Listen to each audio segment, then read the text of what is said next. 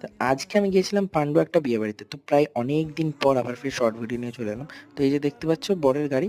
তো এই বরযাত্রীদেরকে আমন্ত্রণ করা হয়েছিল একটা করে গোলাপ ফুল দিয়ে। তারপরে চলে গেলাম আমরা গ্রাউন্ড ফ্লোরে হলে।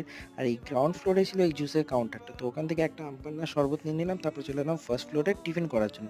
আর টিফিনে ফার্স্ট এসেছিল মাজা, তারপর হয়েছিল ফলের নাস্তা।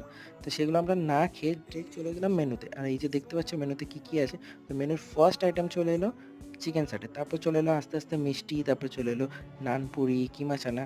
এগুলো খেয়ে আমি খেলাম এক স্কুপ আইসক্রিম যেটা ছিল ভ্যানিলা ফ্লেভার। তারপর চলে এলাম আবার ফার্স্ট ফ্লোরে দুপুরে খাওয়া দাওয়া করার জন্য। আর আজকে এই বিয়ের সমস্ত অ্যারেঞ্জমেন্ট করেছিল ক্লাসিক ক্যাটারার। আর এই যে দেখতে পাচ্ছ দুপুরে খাওয়া দাওয়ার আইটেম। তো ফের চলে এলো চিলি চিকেন, ফ্রাইড রাইস, তারপরে চলে এলো সাদা ভাত, ভেজ ডাল, পটল আলুর তরকারি আর একদম লাল লাল মাটন।